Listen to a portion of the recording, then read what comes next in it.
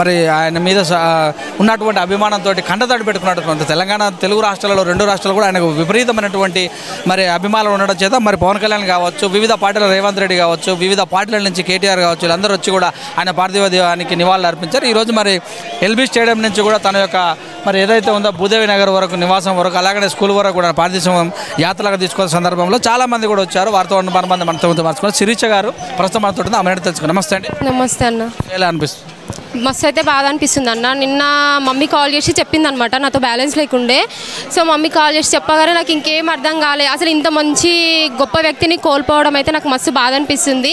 ఈయన సాంగ్స్ వింటే ఒక చచ్చుబడిన శరీరంలో కూడా ఒక చలనం వచ్చేంత అనిపిస్తుంది అన్న.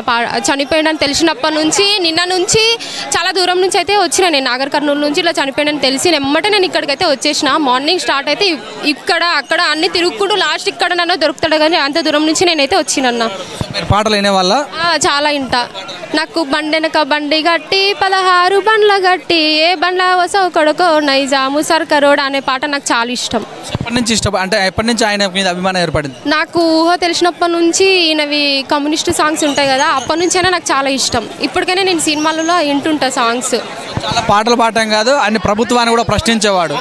ఇట్లా ప్రభుత్వాన్ని ప్రశ్నించడం వల్ల కూడా మనం ఇంత ఫ్రీడమ్గా ఉండగలుగుతున్నాం కదా. ఇట్లాంటి నాయకులు కోల్పోవడం కూడా మస్తు బాధ అనిపిస్తుంది నాకు. పక్షపాతం కూడా కార్మికులకు జరిగిన అన్యాయాల మీద కూడా అన్న కార్మికుల పాట కూడా వాడేవాళ్ళు. కార్మికుల మీద చాలా చాలా పాటలు పాడేవారు. నాకు చాలా ఇష్టం. ఎప్పుడు తెలిసి? నాకు నిన్న ఈవినింగ్ 5కి తెలిసింది. నెట్ ఆఫ్లో ఉండే. మమ్మీ ఫోన్ చేసి ఇట్లా చనిపోయిందంట అనేసరికి ఇక నాకు ఇంకేం అర్థం అవ్వాలన్నమాట. మార్నింగ్ స్టార్ట్ అయితే ఇప్పుడు వచ్చిన ఇందాకే వచ్చిన. నేను లోపలికి వెళ్ళనిస్తే బాగుండు, లాస్ట్ చూపన్నా చూడాలనిపిస్తుంది కానీ ఇక్కడ ఎవరు వెళ్ళనియట్లేదు. లాస్ట్ చూపన్నా చూస్తేనే చూడను అనిపిస్తుంది ఒకసారి. ఎట్లా తెలిసింది మీకు?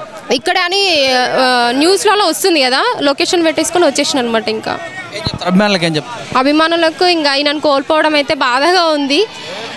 కోల్పోయినంత మాత్రాన తిరిగి రారు. ఆయన జ్ఞాపకాలు అయితే మన పక్కనే ఉంటాయి, ఆయన కూడా మన పక్కనే ఉంటాడు ఎప్పటికీ అని నేనైతే అనుకుంటున్నా. ఆశయాలను మరి ప్రజలకు ఎలా తీసుకెళ్లే అవకాశం?